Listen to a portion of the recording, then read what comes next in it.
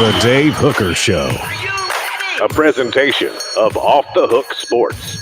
Objective insight, expertise, top guests.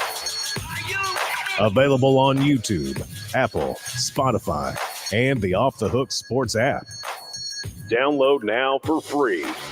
Also available on offthehooksports.com. I compute and obey. Now to Dave Hooker. Ready.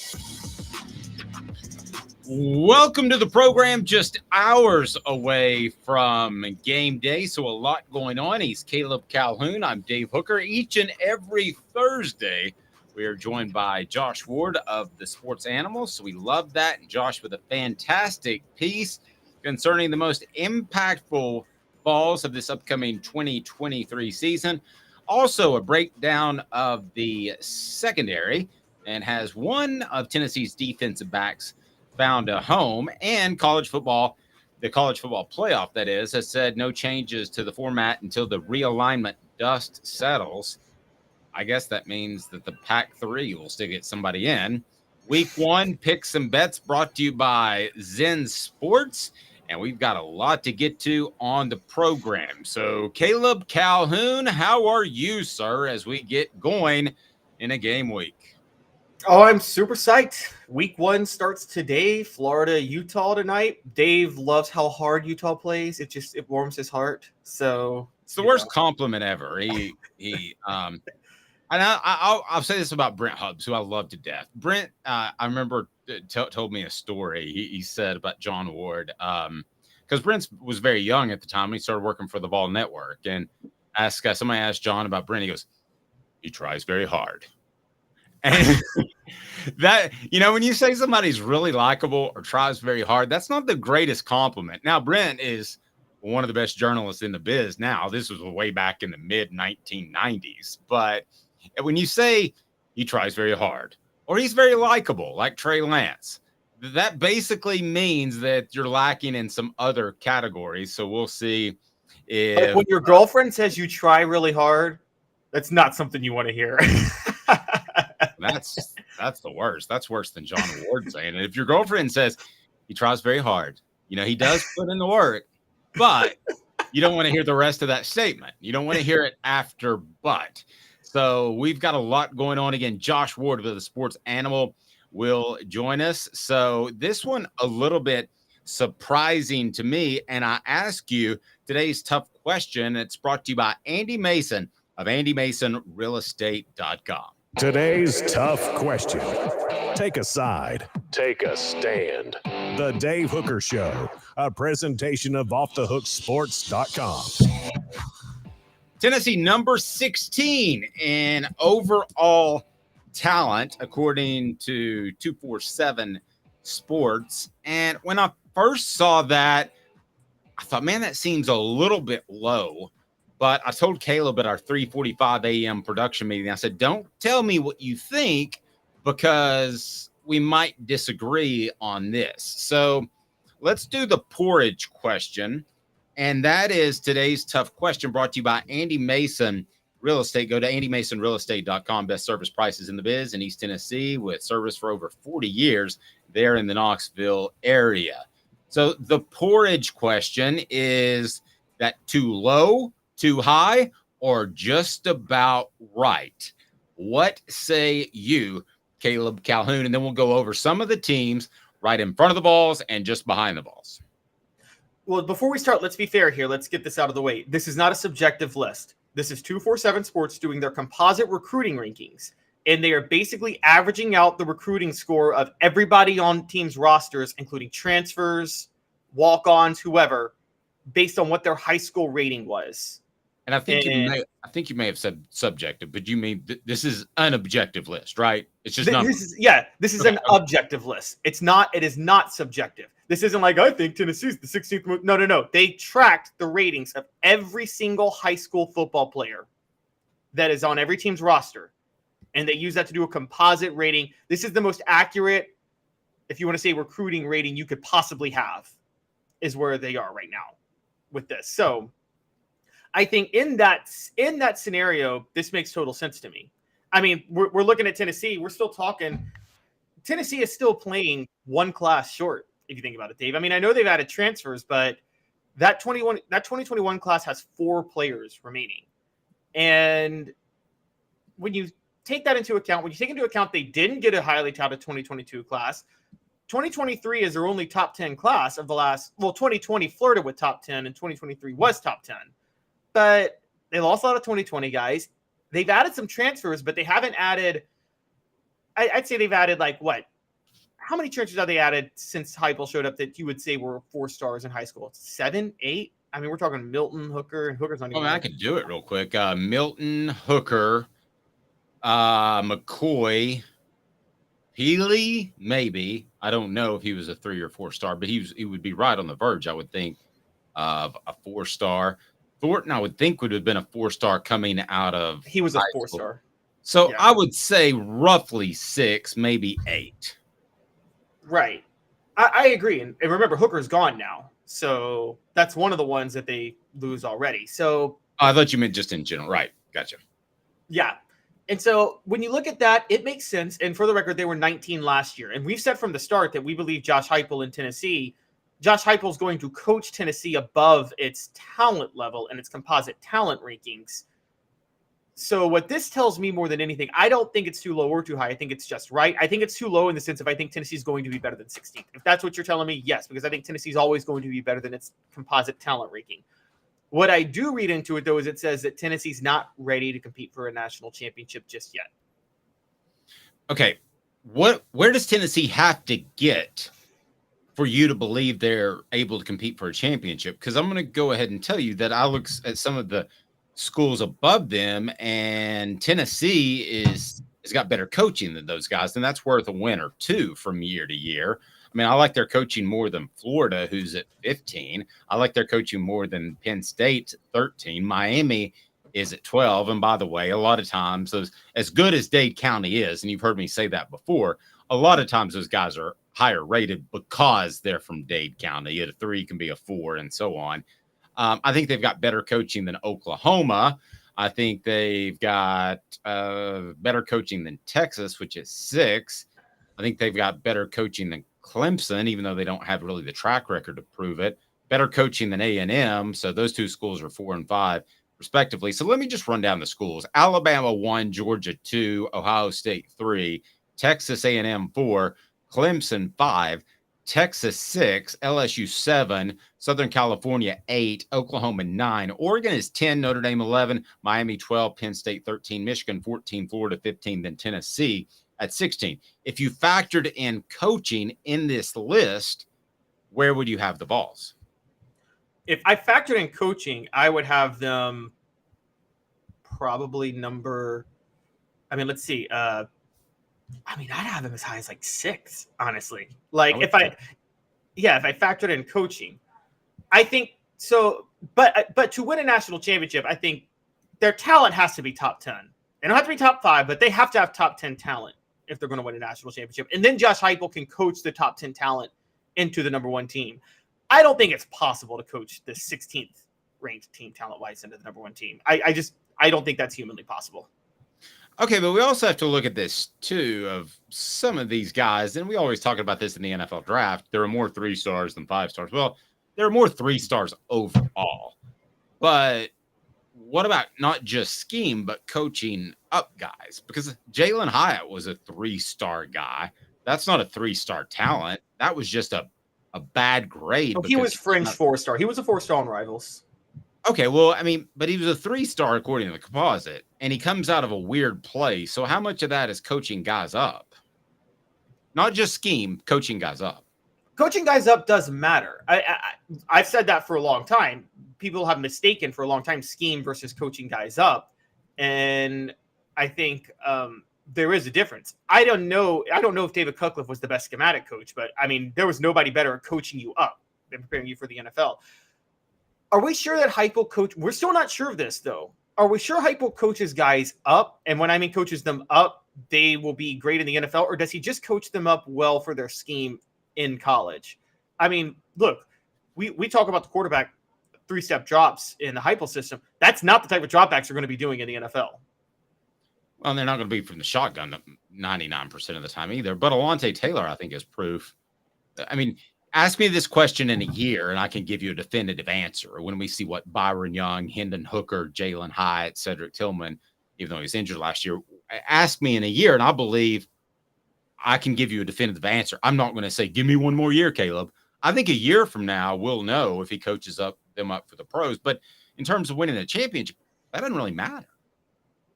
No, you're right. It doesn't. It matters about coaching them up for the scheme. But at that point, I still think it still comes down to the scheme. I don't think, again, you've covered recruiting enough to know this yourself, Dave. Like, you can only coach up so much. I mean, how many teams win national championships without 3 top 10 classes in 4 years? I don't think anybody does. Nobody. And Oregon's proof of that. They couldn't get the War Daddies in the middle, and they could get there, but there was only so much coaching. You can run people all over the place if you're Chip Kelly, and you can do different things. And if you're Brian Kelly, you can get Notre Dame to the college football playoff. But can you really win a championship?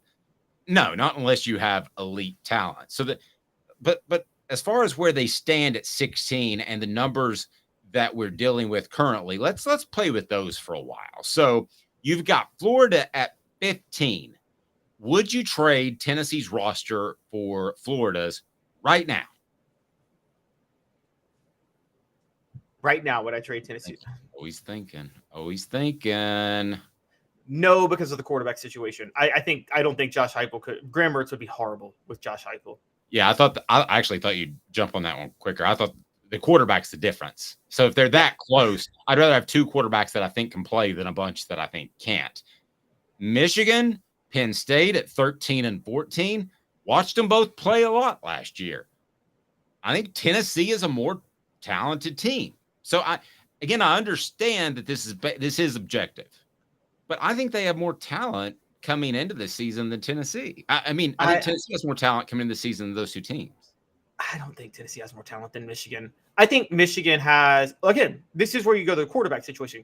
Michigan's quarterback is also a statue in the pocket, and that's the last. Josh Heupel can't have a statue in the pocket in his system. That's just not something he can do.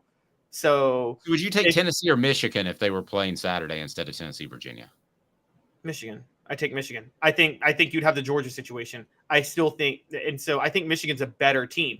I would take Tennessee's roster for Josh Heupel coaching, but because Josh Heupel has better personnel for his system right now. Again, Michigan doesn't have the. I would say they don't have the type of players that fit Heupel's personnel, if that makes sense. So that's where I'm going with Tennessee's roster with Heupel. But overall, I take Michigan. But I got to be honest with you, I think you're selling Heupel short. I think he adjusted his system from Oklahoma to what he does now. And I also believe that he's going to have to adjust his system slightly from Hooker to Milton. I don't think they throw the same balls equally as well. So no, but I think you're discounting his ability to adjust. Oh, I'm not discounting it. I'm just saying there needs to be a little bit of mobility. J.J. McCarthy is a statue. I think Casey Clausen would beat J.J. McCarthy in a foot race.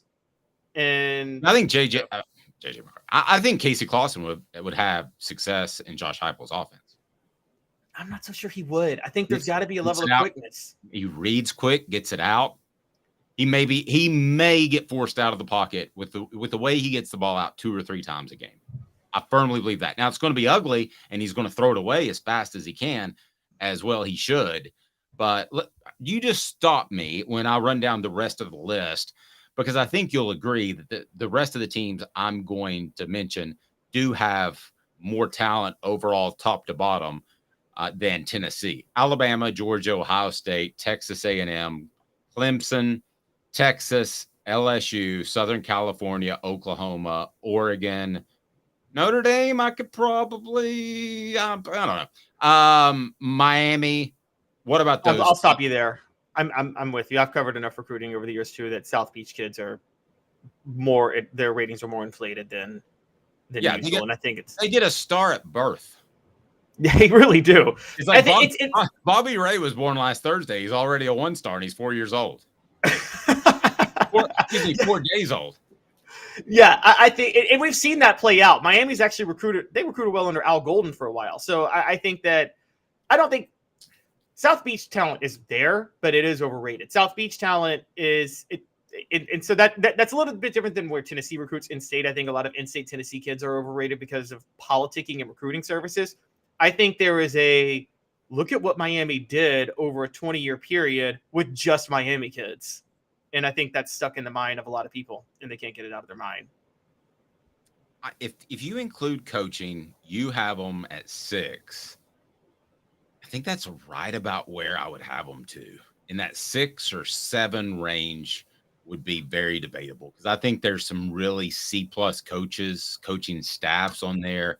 And I think Tennessee's an A+ coaching staff based off what I saw this year. They could always surprise me. I don't think they handled the Cooper Mays situation particularly well. So maybe I downgrade them after this year, but I think they're an A+ staff to this point. It is time for what the H, and this one kind of blew me away a little bit, to be real honest with you. What the? What was he thinking? Release hounds. The Dave Hooker Show. Keep cool. A presentation of offthehooksports.com. So sometimes we pull stuff from other places. Other times, Caleb has, or I have, what we think's a good idea. I love Caleb. I think he's a great individual. Has excellent journalistic skills. But he brought this up at our 3:45 a.m. production meeting. And if you notice, I just sat there very quietly and I didn't say anything because I was going to let Caleb make his position and defend himself. Caleb thinks Tennessee might be a finesse team under Josh Heupel relative to the rest of the SEC. Why, Caleb Calhoun, are you saying that for a team that's steeped in running the football? So we talked about this yesterday because it kind of, you brought up Tennessee versus Washington and you brought the War Daddies up front. And I'm like, I still don't think Tennessee has those War Daddies right now. And it kind of got me thinking. Last year, I was a big defender of Heupel, and Heupel was a big defender of his system because Heupel is not, we agree, Heupel's not what Mike Leach was. Rest in peace. He runs the ball. Well, and explain that. Mike Leach spreads with 4 wide receivers and just and beat you down the field with short passes the whole game, pretty much with the air raid. That's what he does. What would be a running play for a regular team is a 4-yard hitch route for Mike Leach in his offense, and he kind of sticks to the same philosophy all the way down the field. Heupel does run the ball. Heupel's flexible. His play calling is good. So I'm actually not talking about his system here. And I want to be clear on that. I'm not attacking Josh Heupel's system. I'm saying I'm wondering if you kind of are. No, I'm not.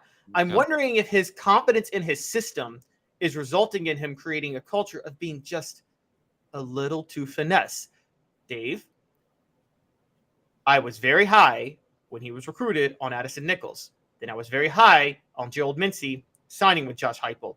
You are the one who's telling me that both are too soft right now to start on the offensive line for Tennessee.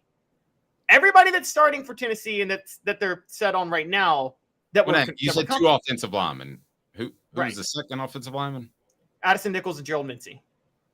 Well, I don't think Gerald Mincey gets it. I don't know that he's soft. If you wanted to support your argument, I would say Elijah Simmons. I think he should be a lot tougher. But anyway. Okay. I see that actually wouldn't, though, because Jimmy Pruitt recruited Elijah Simmons. So I'm going to be fair on that. Okay.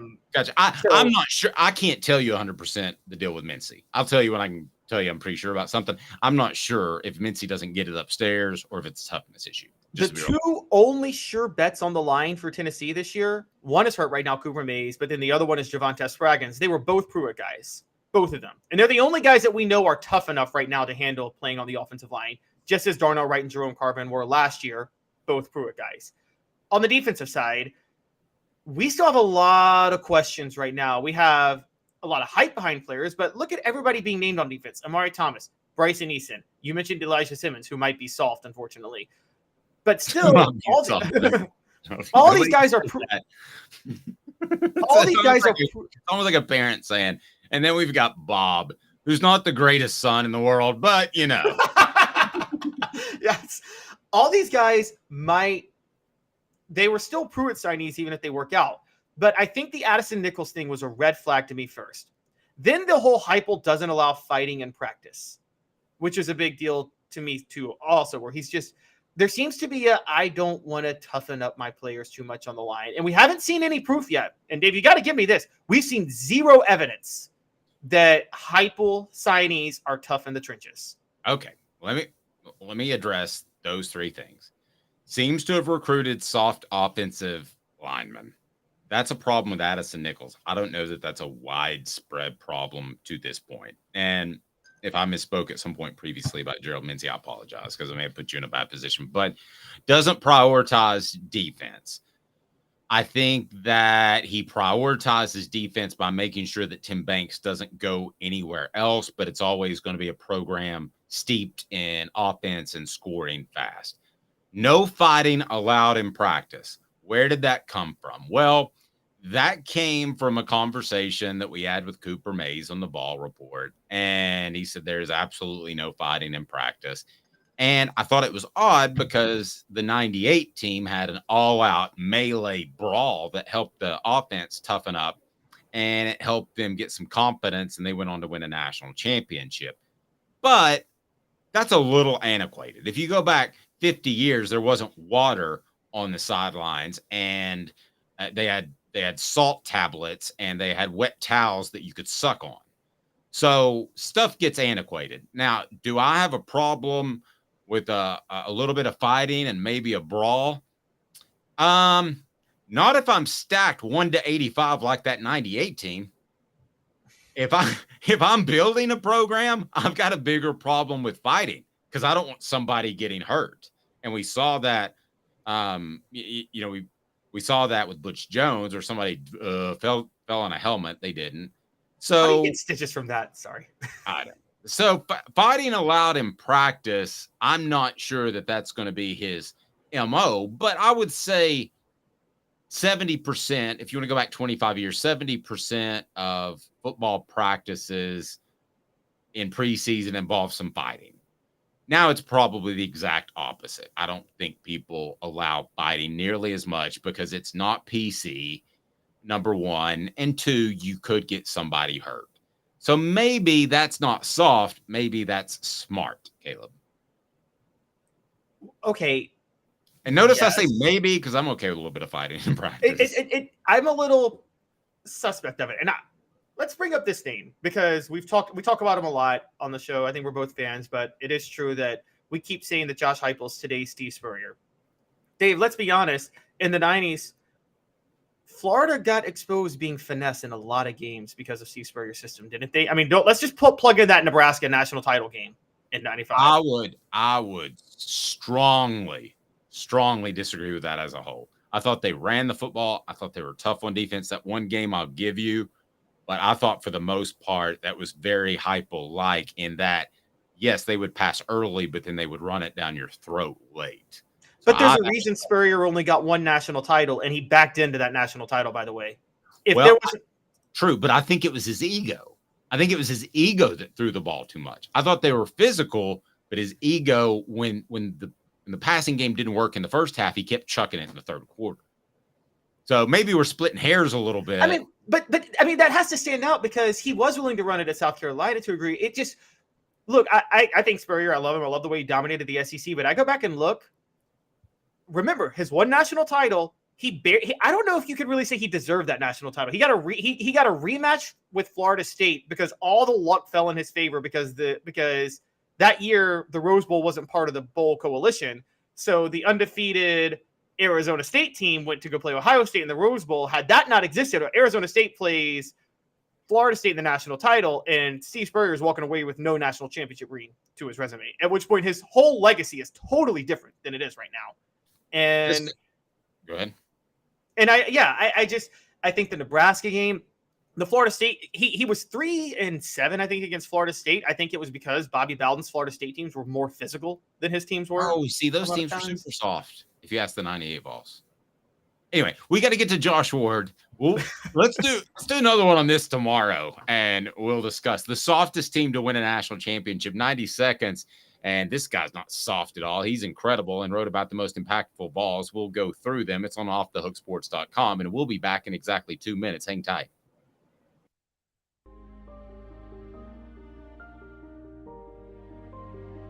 Our family has been creating one-of-a-kind pieces of jewelry in West Knoxville since 1986. Each piece is a combination of unique processes that bring your idea to life. Every day in our shop, a truly special item with a story all its own is being manufactured in our facility, bringing the history and family sentiment into a whole new generation of life. We're grateful that you chose us to be Knoxville's best jeweler, a title that we value and respect. Because to me, being a jeweler and owning a jewelry store are not the same thing. I'm Rick Terry. I'm a jeweler, and we want to be your jeweler. Kingston Pike and Campbell Station Road in the heart of Farragut, and downtown on Gay Street right next to the Tennessee Theater. Hi, Mike Davis here with City Heating and Air, reminding you to always dare to compare. Our team provides quality local heating and air service, installation, and maintenance across East Tennessee. We use only the best equipment like American Standard heating and air conditioning for your residential, new construction, or commercial needs. Honesty, dependability, and customer satisfaction have been the cornerstones of our business since 1961. City Heat and Air. Dare to compare. These mountains hold and defend a spirit far better than moonshine. A drink that holds flavor that becomes necessity. A hard cider made and relished by folk who are as hearty as they are legend. A refreshment that can only be found in one place. With a taste that makes you say, give me 3 bottles of the good stuff. Tennessee Cider Company, where necessity can be found. Objective coverage. Hey, that's new. If we get caught, we're going to jail. The Dave Hooker Show, a presentation of Off the Hook Sports. YouTube, Apple, Spotify, and the free Off the Hook Sports app. I'm going to need to see some identification. Back to Dave Hooker. Soft. Is there any worse thing that you can call an athlete? Soft. I mean, in gymnastics, it's a good thing, though, because you want to land softly, right? I guess that's the one example. I did a little gymnastics with Josh Ward's son last time I was at his house. What'd you think of that, Josh? Lifted him up. He did a front flip thing. That's a pretty cool trick, wasn't it? That was. You had to lie down, if I remember correctly, for the next 15 minutes, but I didn't think that was a big deal. I popped 15 Advil in the car is what I did. And then I got the Oxy, and it was downhill from there. All right. So, Josh, what do you think? We were just talking about this, and I want to get to your impactful balls, but could Josh Heupel's offense or entire program, be described as soft? If you pull up the tape of the Kentucky game last year, when Tennessee destroyed the Wildcats, I don't think you're going to watch Tennessee's guys up front and think soft. I don't think you'll watch Danico Slaughter play and think soft, just because things go fast and guys are running wide open where they don't have to break tackles. That doesn't make the mindset soft. I don't think you can. JJ Crawford. Up chuck and then nodding at the Alabama defenders. That's not soft. Crazy, but not soft. So no, I don't think that at all. And we'll see what the next phase of players is. But Cooper Mays, Javonte Spraggins on the interior of Tennessee's offensive line, Jerome Carvin a year ago now with the Chiefs, definitely not soft. Wait, but yes, that was my point though. Was Josh? Those were all Pruitt recruits. I'm wondering if Heupel's targeting soft guys in the trenches. We haven't seen a Heupel guy work out or stand out in the trenches just yet. I guess you could say J.J. Crawford as a junior college in the 2021 class has worked out. But outside of that, yeah, Heupel brought him in. Well, and this is transfer, not recruiting, but he's still brought in by Heupel. Everything I hear about Omar Norman-Lott is the opposite of soft, and he has to go show it. He's one of the important players for Tennessee this upcoming season. But I still look at players now entering their third year. You're right from a recruiting standpoint. There is that next step. Okay, you have to show your ability to recruit, develop, and continue, in this case, the success that happened a year ago with those players leading the way, having been brought in by a previous coaching staff, almost across the board with the guys that were the highest impact players But in terms of the mindset, we talk about culture, right? The word's used probably too often in sports, but it does matter and it does apply to the conversation. Part of that's off the field. Are you taking care of business? Are you buying into what the system will be? Everything that goes into it. But that is how you perform on the field. And I just don't think Tennessee could have done what it did last year without toughening up, because they didn't show a tough mindset a couple of years ago when things got tough. They did, I think, over the last couple of seasons. Yeah, I don't think any of the three of us has said Omar Norman Lott. He's flaccid. No, I'm sorry, I meant soft. I used a synonym. My bad. Yeah, I wouldn't have thought that either. You've never said that on the radio, correct? But Josh, as you know, that Dave likes players who try really hard. he said that earlier yesterday on our show. He said that he loves Utah because even though their defensive linemen are undersized, they try really hard. I hate it when somebody says they try really hard. It means you're not any good. I mean, if you try really hard, you're not any good. Unless they say you're really good and he has a great work ethic, then that's something different. Let's get to Josh's column. It's the 10 most impactful balls on Off the Hook Sports, and that leads us to 4 Downs. It's brought to you by Campbell, Cunningham, Taylor, and Hahn. 4 Downs. 4 questions. 4 answers. The Dave Hooker Show. 4 Downs. A presentation of offthehooksports.com. So it's a long list, so I'm going to go through them, and then I'm going to ask Josh and Caleb some questions about these cats, and I'll weigh in as well.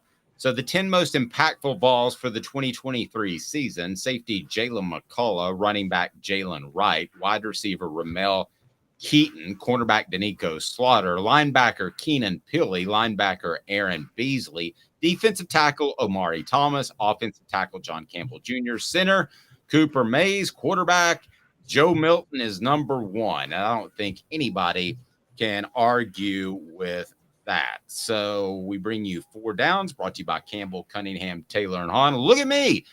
No contacts, no glasses. I can see near and far. They can handle your cataract or LASIK surgery, which I got, and it's local, and it's phenomenal. You'll love Campbell, Cunningham, Taylor, and Hahn there on the Weisgarber in West Knoxville. So let's get to it. Cooper Mays is going to help us get through this. We always love visiting with Cooper. Not so much now because he's not in the best of mood from week to week because he's hurt. But Cooper, what should people do? Cooper Mays here. Hit like and subscribe. Get better, Coop. We're rooting for you. What down? Coop here. First down. All right, Josh, let me ask you this. Of that group, what player do you have the most confidence in that he will be the most impactful ball? Not that they need, but you have the most confidence he'll be the dude. And then Caleb, I'll ask you the same question. Most confidence in. I'm going to go Amari Thomas just ahead of Aaron Beasley. I have a lot of confidence in both of those players. I thought Amari Thomas was a good player for Tennessee a year ago, showed the progress that he was expected to make in his second season playing for Rodney Garner. And now I think he can be one of the top interior defensive linemen in the SEC. I think a year from now, Amari can be an NFL player. I'm really just having to choose one here. I could have said Beasley and had the same level of confidence. The way he performed over the course of last season showed his progress. The way he played in the Orange Bowl was MVP worthy, in my opinion, against Clemson. So Amari Thomas just ahead of Aaron Beasley. Caleb? Well, Josh stole mine, but I got another one, so it's okay. Which is I thought you thought Aaron Beasley was going to fall flat on his face this year. No, I said he stole mine with Amari Thomas. Oh, okay. I don't have that much faith in Aaron Beasley yet. I will say you guys have convinced me talking about him playing more at his natural role now, which he didn't play all last year, but different story for another day. I'm going linebacker still, though. I'm going Keenan Pili. I think Keenan Pili is a much more natural fit at middle linebacker than Beasley or Jeremy Banks was last year. Tennessee didn't really have a middle linebacker, so I think Keenan Pili is just – I mean, that was probably the best plug-and-play addition they got in the offseason through the transfer portal, bar none. I got a tie, receiver Ramel Keaton and Omari Thomas, because they've done it before. So yeah. I would have a tie between those two guys as impactful balls. even though, Josh, I don't think he's going to be the most impactful receiver, but as far as confidence, I think he's going to be there in what he does. Yeah, Keaton is an interesting one on the list. I could have written Brew McCoy there. I could have put Dante Thornton. If I chose Squirrel White, I think a lot of people would have nodded their head. I chose Ramel because I am sure that he's going to have a big season. I think he's a player that we talk about as a breakout candidate sometimes this season when he already broke out last year. I think because of the excitement with the other players, which is understandable, it's easy to kind of forget Ramel's big catch against Florida and his big catch against Alabama. He caught that first pass on the 2 plays that they needed to complete to set up the field goal to beat Alabama. There was the connection with Joe Milton. I don't know who Tennessee's top receiver is going to be this season. We might get to the end of the year and not know who it is based on results kind of being spread out. But I'm very bullish on Ramel Keaton. I don't think he's gotten enough attention. Everybody's gotten some attention, especially at receiver in this offense during the offseason. But I think Keaton deserves more attention. That's why I put him on the list. Least confident. Which down, Coop? Cooper Mays here. Second down. Thank you. Least confident, Josh, out of that group. The guy listed first, Jalen McCullough. He's played a lot. He came in as a very highly touted player. Tennessee brought in other defensive backs. They've had other guys work at safety to try to push. McCullough, it appears, has held on to a starting position, but he needs to play at a higher level this year. He knows that. The coaches know that. Teammates that are competing with him for playing time know that. So how Tennessee plays at safety this year is still going to be a big part of how Tennessee performs as a defense. So McCullough is on the list of impactful players because that could go one way or the other. Caleb, I would actually go Aaron Beasley just because I'm not basing it off one game against Clemson. So I think he'll have a good year. I think Josh picked 10 great guys. There's really nobody here I have no confidence in, but that would be my least. Let's get to your least before we get to 3rd and 4th down. I'm going to go to Nico Slaughter. I know there's a lot of hype behind what he can do, but I watched him play last year. So that's enough for me to say. If you want to read about the guy that Caleb has no confidence in, I wrote about it this morning. So check it out on I do this crazy thing where I actually believe in film on the field. So yeah, this crazy thing where you just rip my stuff all the time. All right. Go ahead, Josh. You're about to say something. Yeah, way to slaughter the interest in that piece that Dave wrote. Captain Dad joke. Here we go. Tennessee center Cooper Mays here. 3rd down. Of that group, and I mean college NFL, biggest upside, Josh. Biggest upside? I'll go Joe. I will too. Yeah, I think there are a few guys that are eligible in that conversation. Like Jalen Wright could be an all-SEC running back this year. I love what he might be able to do in this offense. I also recognize it's a position where things will be split up and there's injury potential too. But I mean, Joe Milton's upside is Heisman. So I'll go Joe Milton. He's Richardson-like, Caleb, and Anthony Richardson. We can knock him all we want to in college, but he's locked down a starting job in the NFL. That's where the NFL is moving. So I would say biggest upside would be Milton. You?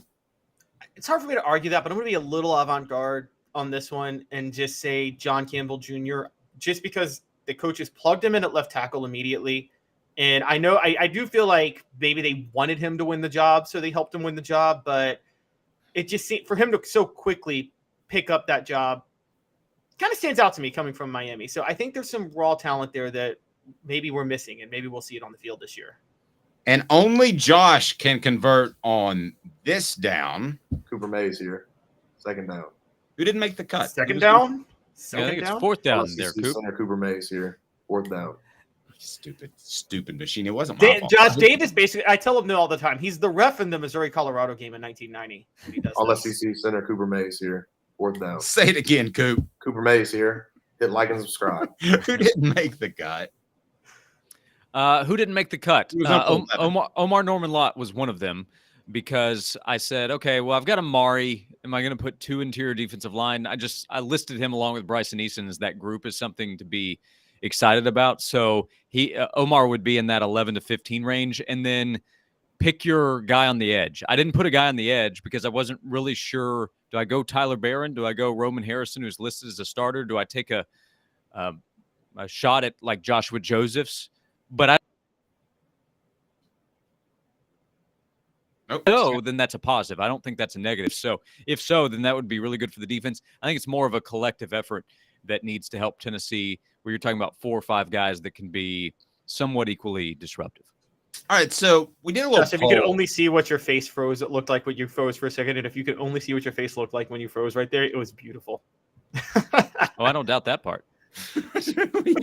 we had a little boo-boo there, so I think that everybody got what Josh had to say. But we do have a poll essentially about Tennessee's probably most important unit, and that is the defensive backfield. I mean, they have to get better there. So let's go through that right now, and it's on offthehooksports.com, and it's a secondary breakdown. So Josh, I asked 2 questions of everybody that contributes to the website. You, Jimmy Himes, John Adams didn't respond, but that's not a shock. The Hall of Famer. Yeah, that's right. Is he a Hall of Famer? I think he's going to the Knoxville Hall of Fame tonight. Is that right? Yeah, I think so. That's the intel I have. He didn't mention it. All right. Is it the Knoxville Sports Hall of Fame or Sports Writers Hall of Fame? The Greater Knoxville Sports Hall of Fame. Grant Williams, the guest speaker this year, big time. Oh, nice. Went from signing the Alien and Sedition Acts as president to going into the Hall of Fame as a journalist. Gotta love his transition over 200 years. All right, so Josh, I asked this question, and that was the most improved ball in the defensive backfield, and who will we say is the best overall? So who did you go with? Most improved, I went Kamal Hadden. He has the same talent we discussed a year ago. He's had to battle injuries. He did last year. He has had to recently again. That was part of my holdup. But last year didn't go how he hoped. The South Carolina game was a disaster, and I think that caused his stock to drop. He kind of saw his name leave conversations talking about the corner position this year in the defensive backfield, but he still has a lot of ability. So if healthy, most improved, I think, will be Kamal Hadden. Okay, if you can add his picks in there, I just texted them to you because I forgot Josh after our 3:45 a.m. production meeting. We've got everybody up there but Josh. So if you see that, don't think I was trying to stick it to you. All right, so I'll tell you who I went with. Jimmy Himes went with most improved. He said either Christian Charles or Jordan Thomas. And then you have Fred White, who knows a little bit about these cats. And he said Danico Slaughter to Marion McDonald. And I'm trying to think if I've left anybody out. Now let's get to Caleb Calhoun. Who were your 2? Well, I do have to point out that since you mentioned Kamal Hadden, I spoke with Jaru by text earlier today because we're teasing this now. Dave and I are going to do a How You Living segment in the coming weeks about athletes who did stuff stupid the previous week's games. And the first thing Jaru thought of was like when Kamal Hadden talked all that trash against South Carolina and then didn't make a single stop. Fair. By the way, that was not the concept of that bit at all, but we'll go with that. Go ahead. Who are your guys? But my guys I'm actually with Fred White, and I know I said I had the least confidence in him on the last segment, but I do think Danico Slaughter will end up being the most improved. I just said least confidence because I can't be sure about that. But the best, I think, is Wesley Walker. And Josh, I don't know if you know this. I shocked Jimmy Hyams with this stat last week. Did you know Wesley Walker has the highest PFF grade of any returning safety in the SEC? I did know that. Yes. I was a little confused because I feel like he should have had to play more there to be eligible for it. But yes, I did know that. I thought last year he would make a big impact on Tennessee's defense and just didn't get the snaps that I felt like he deserved, and still continued to keep that feeling at the end of the season. So that's a good pick, I think, with Walker, because he came in with a lot of experience at Georgia Tech. I recognize it's Georgia Tech, but more experience and more success probably than a number of his teammates. Telling you guys, I see the flashes from Danico Slaughter, the way he flips his hips and his explosiveness. And I remember Josh saying to me one time, man, I've never been around anybody that has an eye for football like you do. And I said, thank you, Josh. You try very hard. Well, that's true, but you didn't see Al Wilson standing behind you when I said that. So I said, right, if you could please step aside. I was trying to have a conversation here. And then Al goes, bleep you both, get out of the bleeping way. Yeah. I don't think Al needs me to move anybody for him, to be clear.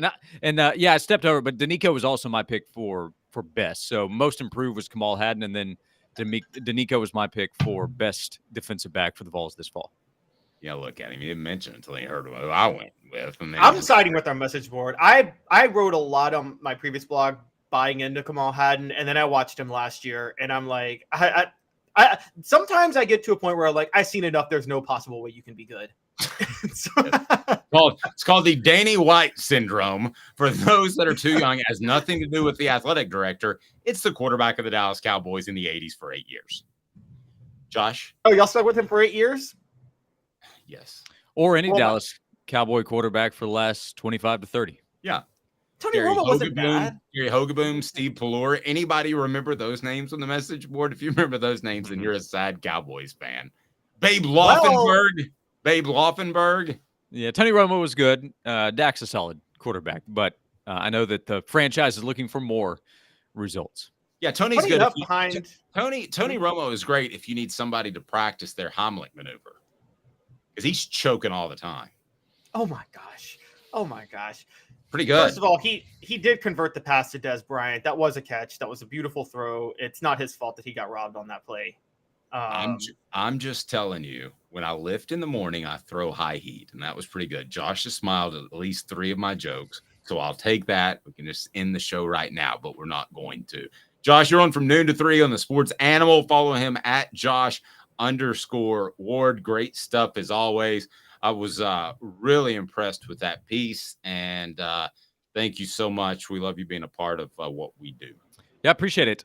There were more players to try to consider than if you would ask me to do this a year ago or definitely 2 years ago. You know, when Josh Heupel said the roster is dramatically different, I do think you could go 11 through 20 and still talk about high-impact players. So that tells you the potential there, but some pieces need to come together. Some of them are question marks, and they need to be answered pretty early in the season. You know what's funny? Jalen Hyatt doesn't make this list a year ago. I don't think so. No, and that's an example. And this was brought up to us on the radio this week. I mean, it's true, and I think we talked about it earlier in the summer, but it's worth remembering. A year ago, there was a lot of excitement about how good Darnell Wright could be.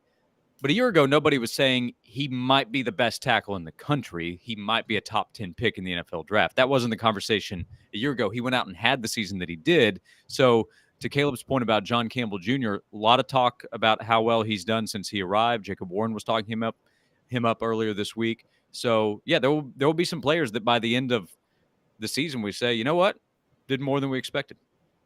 Yeah, I will say this from a very good source. I had a guy tell me that Darnell Wright was super special before the season last year. So I was a little bit early on that bandwagon. Mm-hmm. The guy he picked this year, just for the record, Dylan Sampson, to take that next huge monster leap. Okay. Yeah. And yeah, right. Also, Darnell was a former 5-star guy who had been a solid player the year before, and his upside was obvious. He was such an important player for the team last year, but he still had to prove it. Just like Jalen Hyatt still had to prove that he could be a big, consistent touchdown scorer, and boy, he proved that. Okay, so Rocky Top Tom, hold on just a second, Caleb. Rocky Top Tom wants this question asked, so I'm going to go ahead and put it up. Aside from any quarterbacks, which current UT player do you pick to build a team around 100 bonus points for picking a defenseman? You all just hit this one around, and he wanted Josh's answer before he leaves. I'm going to go ahead and steal the best one. It's Al Wilson. Oh, this is all-time Tennessee player that you would build around.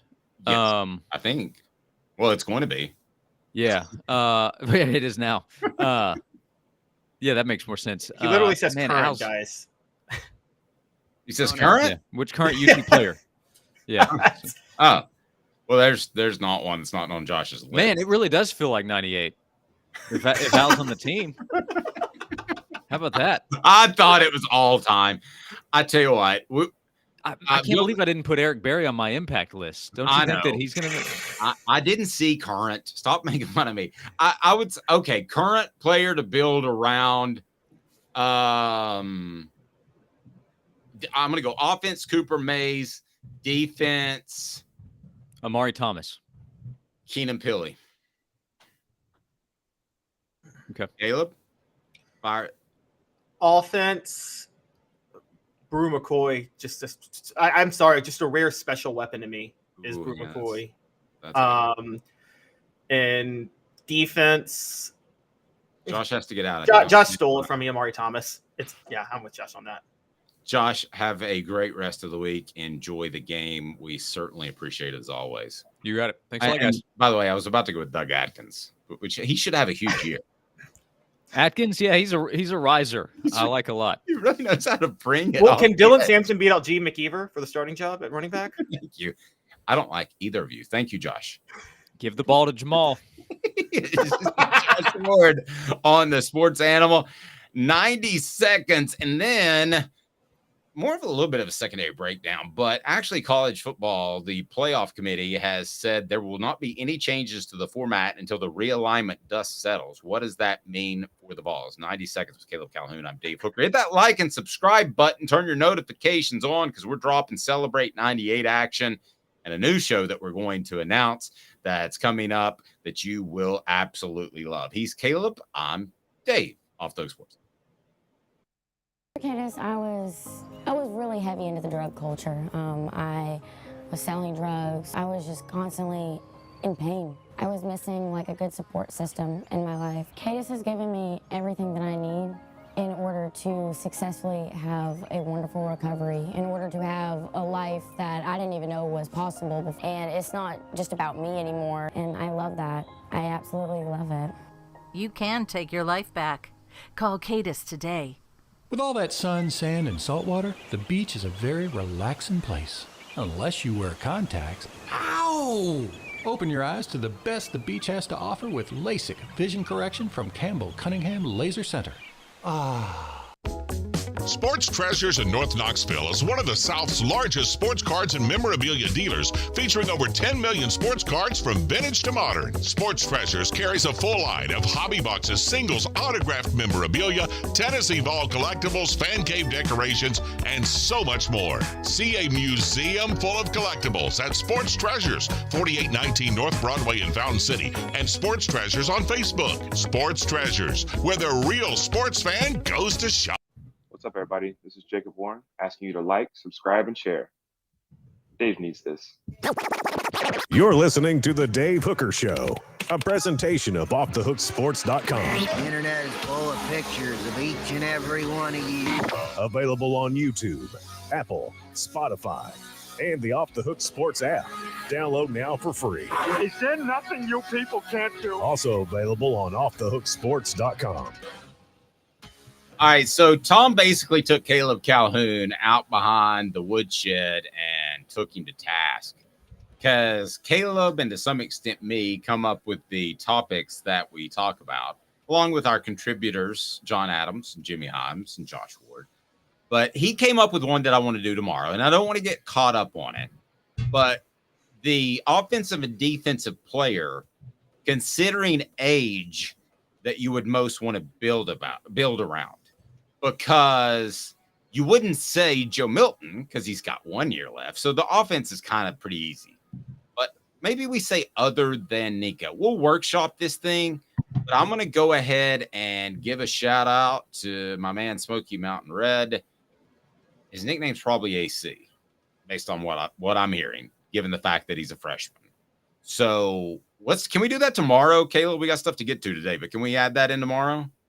Sure, that's fine. By the way, shouldn't the shout out be to Rocky Top Tom, not Smoky Mountain Red? Sorry. Well, no, Smoky Mountain Red said my guy, Rocky Top Tom.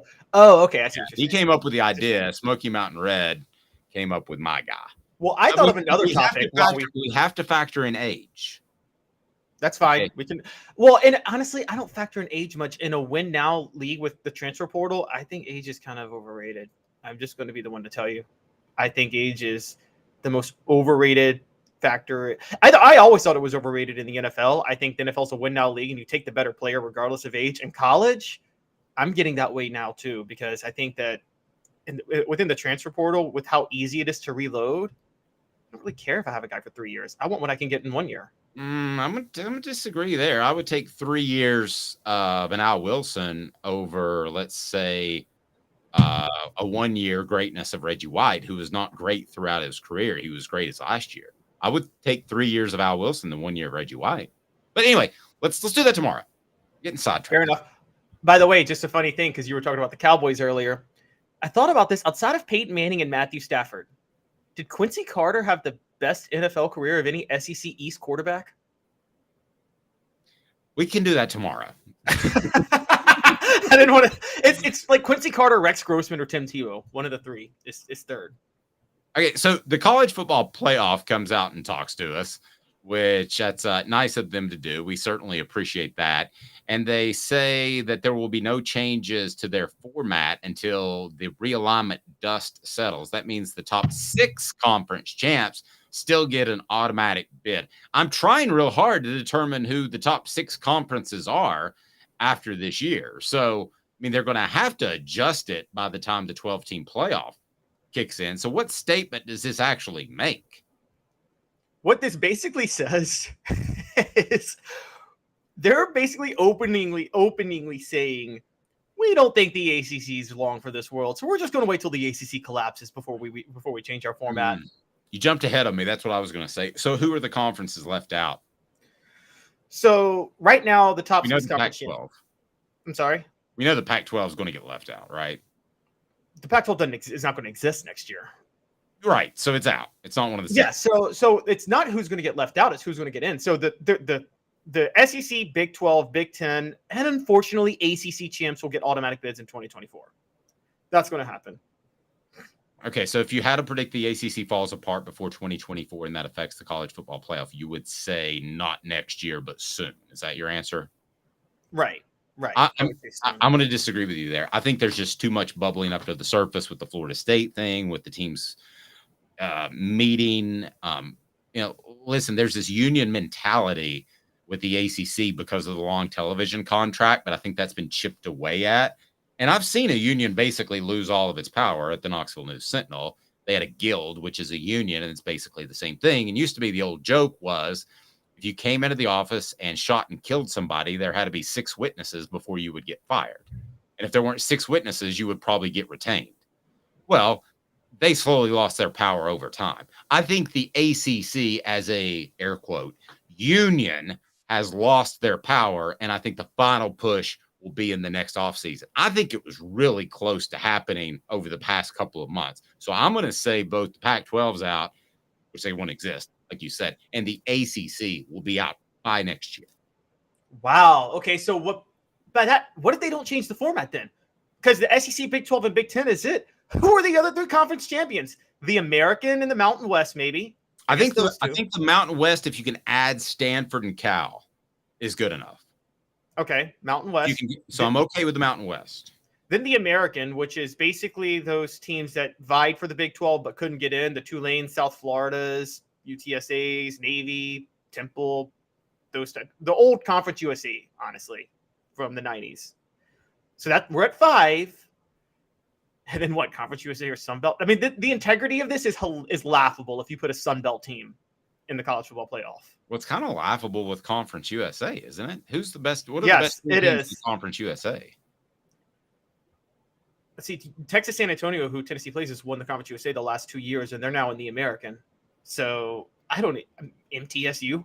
What if MTSU is in the playoff? I think you'll cut it down to 4 automatic bids by next year. I think no ACC and no Pac-12. That's the best. Cut it down to 4 because SEC, Big 12. I wouldn't even do 4 automatic. What I do is, I would do 4 automatic, but I do it differently. The SEC, Big 10, and Big 12 get automatic bids, period, no matter what. I don't care where they're ranked. The champions of those 3 conferences get automatic bids. And then the best team of the other conferences gets an automatic bid. Now, Travis brings up a good point. He says, Dave, you're wrong. The media loves ACC teams, Clemson, Florida State. You know how it is. They do, but I think they'll love Clemson and Florida State somewhere else. So, they're going to be in the SEC. The media is not kowtowing for Pittsburgh, guys. They're not going to get in love to throw Pittsburgh into the college football playoff. Yeah, and I want to see where Notre Dame ends up in this thing. Do you realize Notre Dame is essentially saying that they can be no better if they're relevant in the college football playoff? And they'll be relevant with 12 teams. They're not going to be relevant with 4 if that were the path that the sport was going. But if Notre Dame continues to be independent, where do they fit in? Because you're basically telling them if the top 4 have to be conference champions, which is what we're saying, right? That's where we are right now. Then here's what Notre Dame has.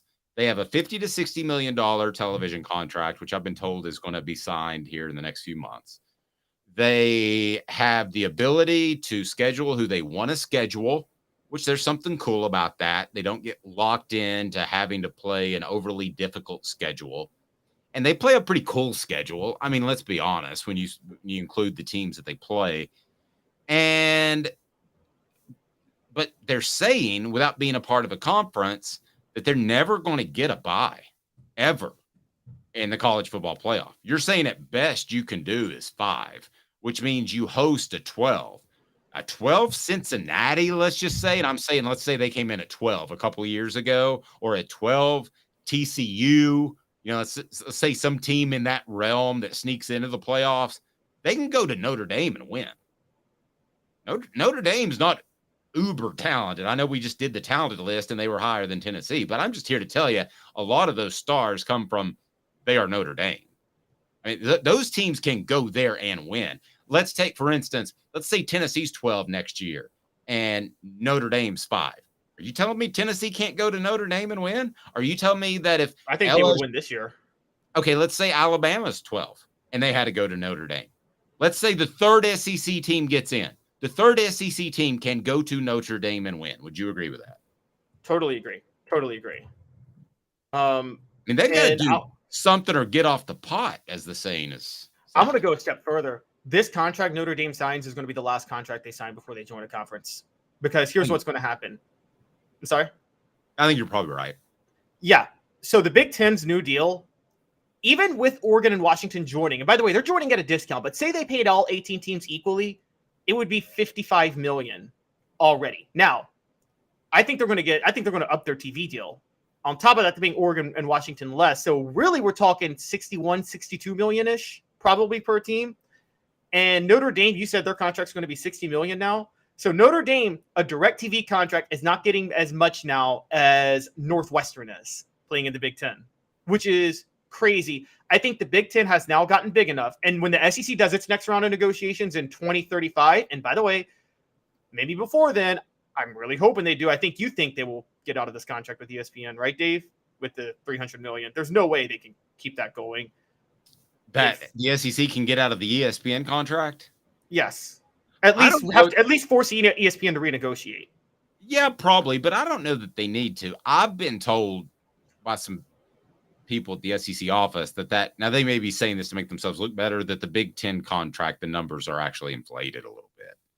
Now, so I don't know. So if that comes back to the pack and we're comparing 300 million to what right now? 1.2 billion or something? Yeah, 300 million to $1 billion per year. Okay. So if we're comparing 300 to 400 million, I don't think that's a big difference either way. And they constantly re-up each other like quarterbacks in the NFL. Yeah. Right now, it looks stupid out of whack, but I don't know that it's going to look stupid out of whack 365 from now. Okay, so 2030, what is it? It'll be 2033 this contract's up. Let's say hypothetically the SEC does get a deal. By that point, I mean, the SEC is going to be, as long as they hold firm and don't let the Big Ten cannibalize them from having so much power and money up until then, the SEC, can you imagine the deal they're going to be able to negotiate TV-wise after what the Big Ten just negotiated? I mean, we're talking they could do one. The SEC might have the leverage to go get Notre Dame at that point. But Notre Dame's going to realize they can make more money being in a conference with that TV revenue than what they can on their own. That's finally going to happen. The thing about Notre Dame to the Big Ten, not only are they a better fit in the style of football and the region, is if you're Notre Dame, wouldn't you rather go to the Big Ten and have a rotation of really 2 elite teams and one team that has a couple of years every once in a while, and that's Penn State. So you're Michigan, Ohio State. If you're looking at your biggest rivalries, conference rivals now. Yeah, but if you're looking at the SEC, you've got right now Alabama and Georgia are locks. I mean, that's why I don't think LSU. I don't think that Notre Dame is ever going to go to the SEC. So, because right now, if you look at it, Alabama and Georgia are locks. Georgia's a long time lock. I don't want to look at it in a short span of time period, but I believe that Florida is probably eventually going to be good. They may have to get rid of detail-oriented Billy Napier, that's kind of like he's a really good guy that we talked about earlier in the show. He's detail-oriented. Well, great. He tries hard. Yeah, he tries hard. He tries very hard. I actually don't think Napier's the reason they'll fail, though. I think it's actually there's issues with the program. That's why they're going to fail. Well, I agree, but I just think with the talent, they'll get it cleaned up somehow, like Tennessee did. You know, there's too much going for that program to be non-relevant for a long amount of time. But you may be right, because they were non-relevant before the 90s. Yeah, the thing that's working, and I'll tell you what, if the ACC is able to figure it out, which they won't, but say they do, say Florida State and Miami are just stuck in the ACC until, 2035 or whatever, say this never gets solved, do you realize how good a shape Florida's going to be in at that point with them having revenue that's 3 times as much as the other 2 schools? They're going to recruit the whole state of Florida and have it on lock. I think Billy Napier is the one individual that gets hurt the most if the SEC signs a new big TV deal, if that's somehow renegotiated, because Florida's going to look at him and go, we can do a lot better than that dude. I mean, he can't even get Jaden Rashada paid, for the love of all that's holy. That wasn't him, though. Come on, that was the NIL. I think I do believe, and we talked to some people at SEC Media Days. The narrative in Florida, at least, seems to be like, from people close to the program, seems to be that Billy Napier isn't the problem. It's the administration and the people and the boosters that are just super disorganized. Let me tell you something, and I'm only slightly exaggerating. Okay, if I'm Josh Heupel, and this is what happened to Billy Napier, he had a quarterback show up on campus. So imagine Nico showing up on campus, and there's not the money that he was promised. I'm going to go get a club, and I'm going to find the CEO in charge, and I'm going to Nancy Kerrigan him. So I'm telling you, that is embarrassing beyond losing one player. You can say it's not his fault, but ultimately it's all your fault when you're the head coach. And that got blown apart and was embarrassing. I agree. And it's whatever. We knew this last year. Remember, we were talking about Florida. You got a report. For those who don't know, I had just joined the show. And I did a report on On3 doing the largest NIL collectives in August.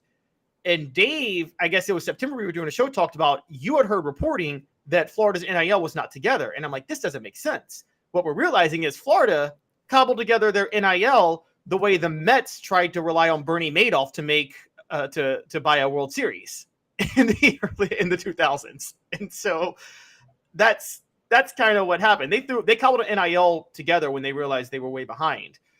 I will say, I'm laughing. Probably the worst take on ESPN ever made. Worst prediction ever made. Yes, it will be Ryan Clark saying that he wishes LSU hired Billy Napier instead of Brian Kelly. Yeah, I can go with that. That's the worst take ever. All right, so here we go with Caleb's picks, and Caleb will give you some winning picks. We'll see. He didn't have a great week 0, but week 1. Yeah, don't give me a break.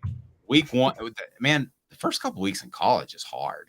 I mean, it's hard. You don't know where these guys' heads are. It's kind of like a bowl game. I mean, probably the worst thing to bet on is the beginning of college football season and bowl games. And really, I know somebody that does quite well on Major League Baseball. I always thought that was the worst. And if you bet on regular season Major League Baseball, you probably have a problem. But if you bet on the bowl games and early season college football, that's being brave, man. I got nothing but mad respect for you. So let's go ahead and get into that. Let's get your picks, and it's brought to you by Zen Sports. Zen Sports is the new sports book in Tennessee, revolutionizing the way you earn sports betting rewards. That means no more deposit bonuses that turn into deposit nightmares on Zen Sports. What you see is what you get. With their cash rewards program, you get a lot of cash. For a welcome bonus, earn an unlimited 5% cash back on your betting volume for the first 15 days when you sign up with the promo code HOOKED. That's HOOKED. That's right, unlimited 5% cash back. Keep betting, keep earning with up to 3% cash back on your betting volume every month after that, and refer friends to earn a percentage of their betting volume as cash rewards too. Zen Sports is bringing the cash back to Tennessee, so if you bet big on sports, you want to be betting on Zen Sports. Zen Sports betting just got better. Use the promo code HOOKED. It is time to make some money with the one, the only Caleb Calhoun. So his picks are up on the website right now, and I believe they are, aren't they? They're not above the fold. They're right below the fold. Okay, I got you. Fold, using your own newspaper terms. You're getting older than me. All right, so the 3 best bets. I actually want to start with those, if you don't mind. I'm kind of going in reverse order. We're going to call this each week, guys, the Hooker Specials. Okay, Hooker Specials. The Menage a Trois, because they're the 3. Yeah, okay? you usually have to pay extra for that, Cotton. Exactly. I wanted to go there. LSU 2.5 points against Florida State. I'm guessing you take Florida State LSU because you don't like Florida State, and I would agree. I would say if you could get an alternate bet for more money, go LSU 7 against Florida State. Honestly, I'm seeing a 2-score win for LSU. I don't know if you think it's.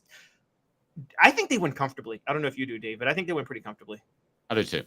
Ball State, Kentucky, the under is 49.5. Why do you like that? Because Ball State average, the totals for their games last year was right at 50.5. That's going to be less playing a defense like Kentucky's. And Kentucky, I know they have a new offensive coordinator, and I know they have Devin Leary at quarterback. It's still a Mark Stoops team. It's still ball control and defense. I'm in love with the under in this game. Yeah, I like it as well because I think they're going to go back to more ball control after the great Will Levis experiment exploded in his knee or a big toe. Iowa, Utah State, the under is 43. I mean, don't you always bet the under with Iowa? Okay, let me give you this rundown real quick. Utah State has one of the worst offenses in college football entering this year. Okay.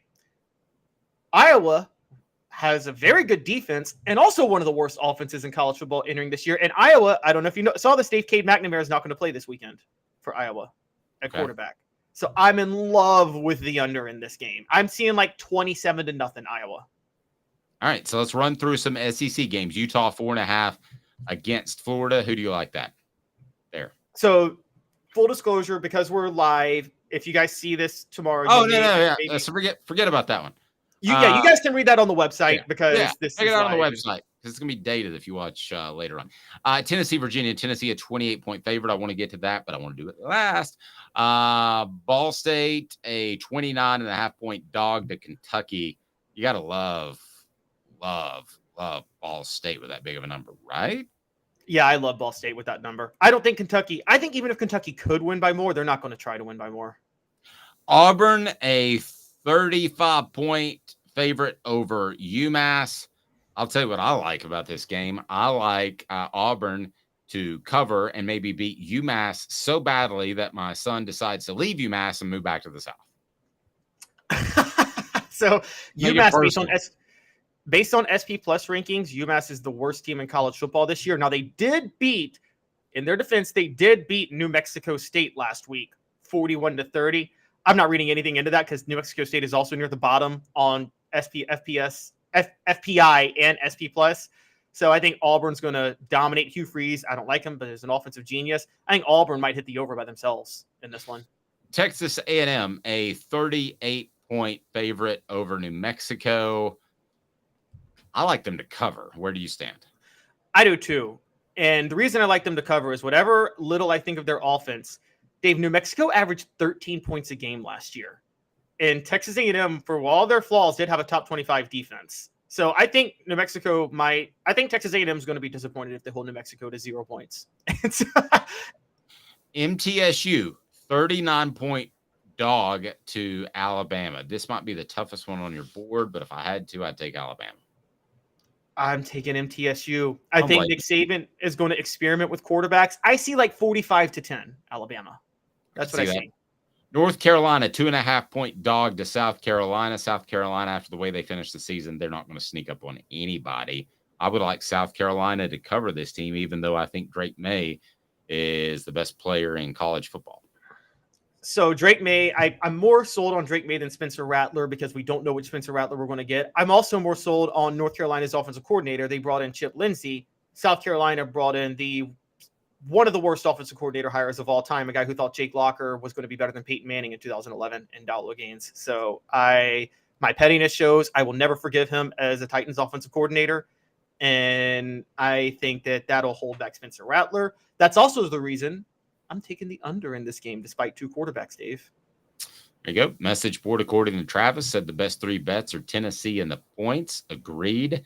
FSU and the points. We disagree with that. Don't crack Travis with that one. Kentucky and the under. I agree with that. Well, I agree with the under. Yeah, I agree with the under. I think that game is going to be a little bit closer because it's going to be low scoring. He's Caleb Calhoun. I'm Dave Hooker. This has been a presentation of Off the Hook Sports. Tomorrow. Big deal. So we always have a Football Friday with Fred, but we're also going to have another special guest. Ron Slay will join us because I want to visit with him. And he's going to be on the show tomorrow to see what kind of pub that this game in Nissan Stadium is getting with fans in Nashville. They mostly love the Titans. I don't think there's any doubt about that. But what kind of pub is this getting? In other words, does it help Tennessee grow their brand in Nashville, or is it already as big as it's going to be? Does it help Tennessee in recruiting, or is it already a Tennessee town? So we're going to visit with former Tennessee basketball player Ron Slay, who's the afternoon talk show host on 104.5 The Zone. He's Caleb Calhoun. I'm Dave Hooker. Thanks for watching. Have a great evening, morning, afternoon, night, whenever you're watching. This has been a